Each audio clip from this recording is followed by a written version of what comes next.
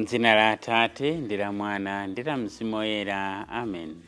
Tikulandireni pano patiyankhuleni Ambuye. Lero ndi lachisanu mulungu wa 13 pa chaka. Mawu athu oyamba kuchokera m'buku la Genesis chapter 23 verse 1 to 4, then 19, then chapter 24 verse 1 to 8, then 62 to 67. Amene akutiwerengera mawu oyamba ndi a Hilda Singo kuchokera ku St. Louis Montfort CI Parish mu Archdiocese ya Blantyre. Mawu a mtenga wabwino kuchokera mutenga wabwino monga dalembera Mateyu mutu 9 ndime ya 9 kulekeza 13. Amene akutiwerengera mawu a mtenga wabwino komanso kutigawira mawu ndi Reverend Father David Nwagaba a chipani cha Montfort Missionaries SMM, a director a Lunta Television. Mawu oyamba. Mawu a m'buku la Genesis. Sara adakhala ndi moyo zaka 127 ndipo adafera ku Kiriati Ariba ndiye kuti Hebron m'dziko la Kenani. Abrahamu adapita kumeneko nakalira maliro a Sarayo. Kenaka adasiya mtembo wa mkazi wakeyo nakalankhula ndi anthu a ku Hiti kuti, ine ndine mlendo kwanu kuno, ungoyenda. Mundigulitseko kadziko kuti kakhale manda, kuti ndiyike maliro a mkazi wanga. Pambuyo pake Abrahamu adayika mkazi wake Sara mu phanga la munda wa ku Makipela, kumvuma kwa Mamre ndiye kuti Hebron, m'dziko la Kenani. Tsopano Abrahamu adali atakalamba, atagonera zaka zochuluka, ndipo Mulungu adamudalitsa pa zonse zimene ankachita.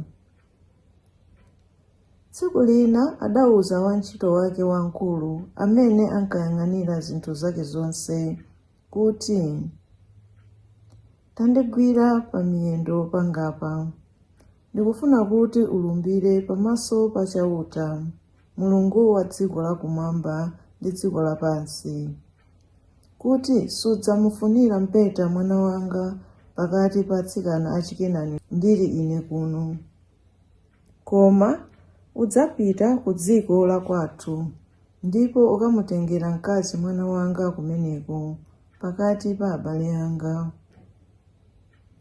Koma wantchitoyo adafunsa kuti, nanga zidzatani mkaziyo akadzakana kubwera nane kuno?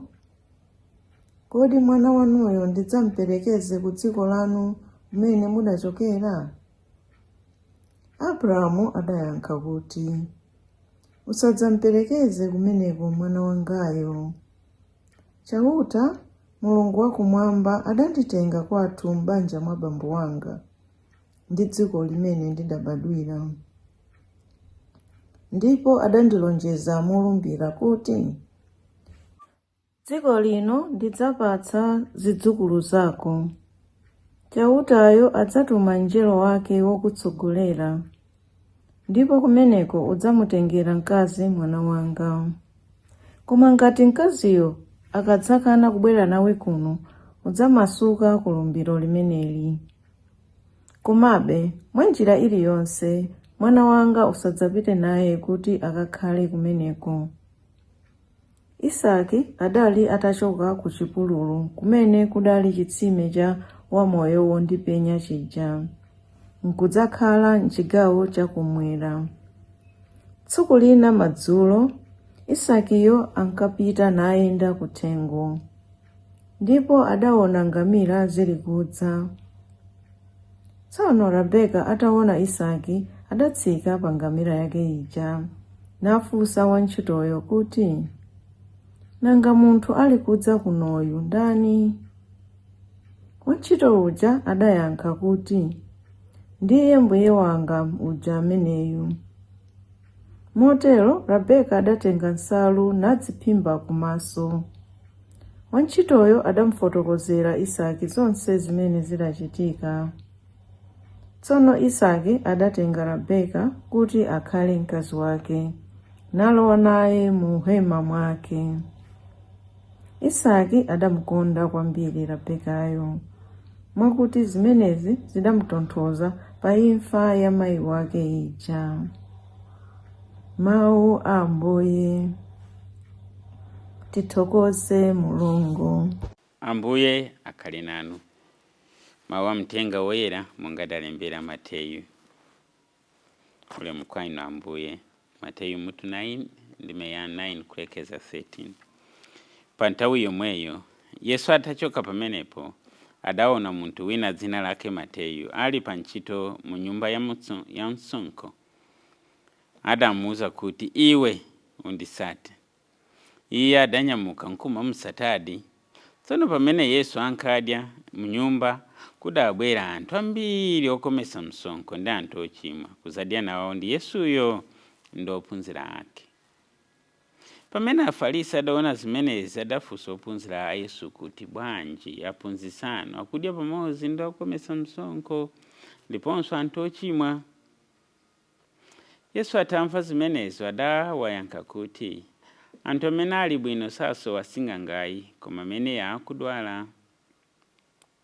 Kamvetsetseni tanthauzo la mawu a Mulungu aja akuti ndimafuna chifundo osati nsembe ayi. Inetu sindidabwere kuzayitana anthu olungama koma anthu ochimwa. Mthenga wa Ambuye.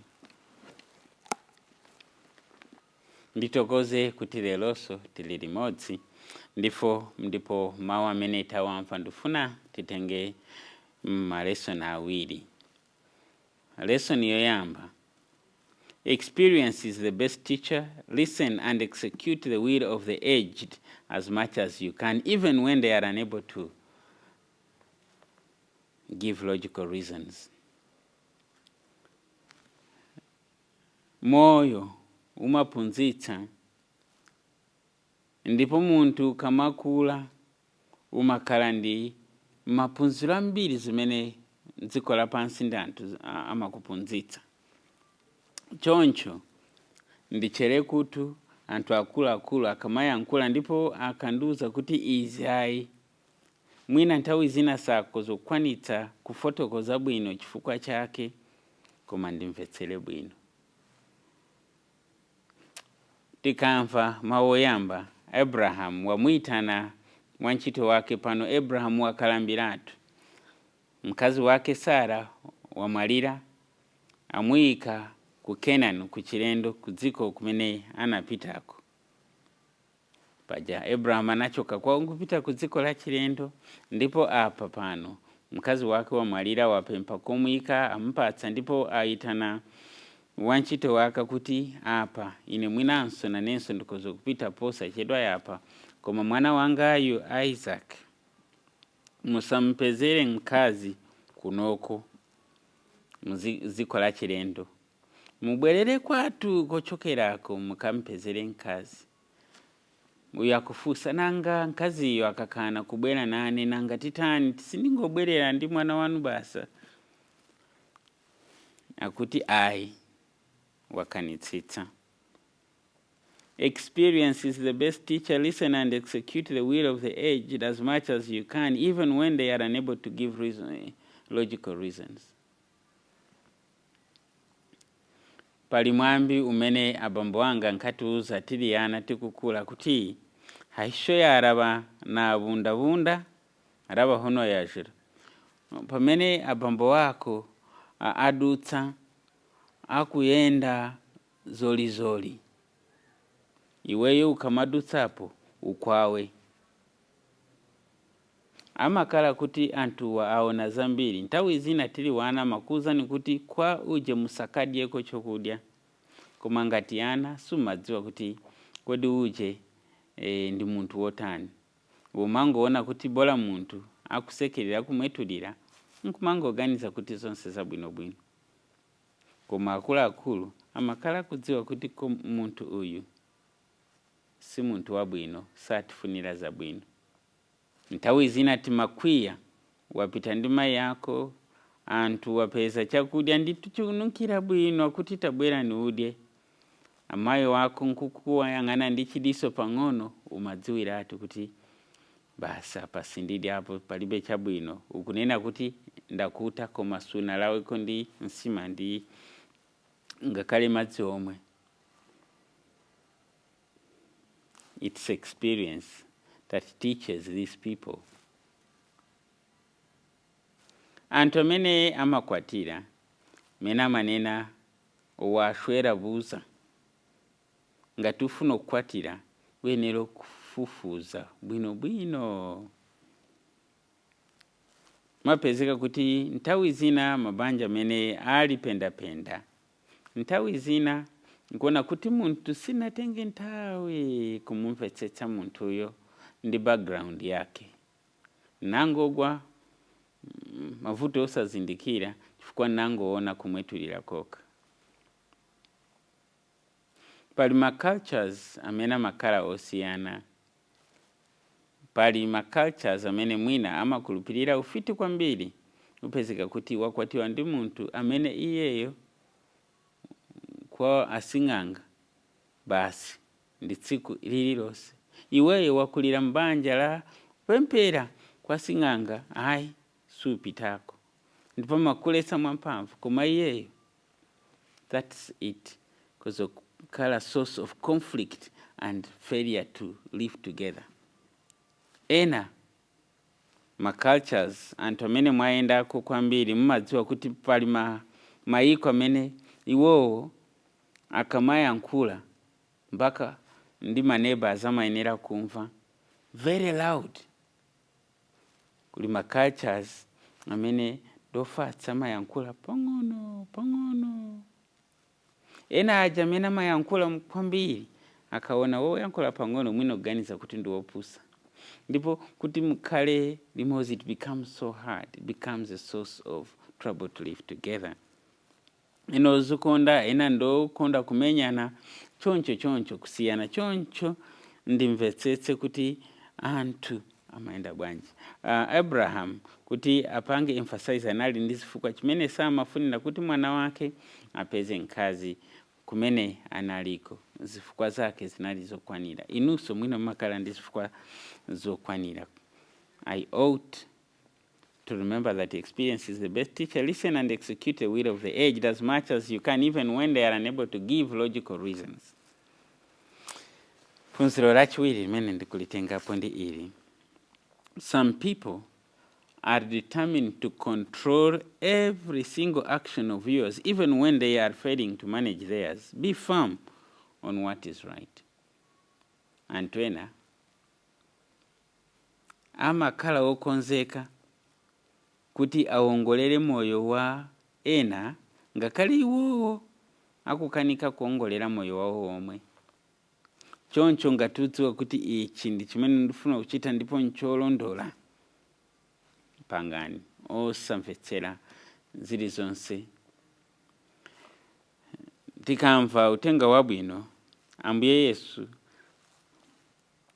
aitana okomesa msonko, ndipo okomesa msonko aitana zinzake, ndo chimwe amene monera anthu ndipo akuitana ophunzira ake. Inu kodi mphunzitsi wanuyu ayi akudya bwanji ndi anthu ochimwa ndi anthu okomesa msonko sakudziwa? Yayi zanunso mwanyanya. Ambuye Yesu adziwa maganizo awo ndi zimene akulankhula kuti ine ndinabwerera omwewa. Ngati inu muli olungama chabwino khalani konko, ndilibe nanu ntchito, koma chifukwa chimene ndinabwerera ndi awa.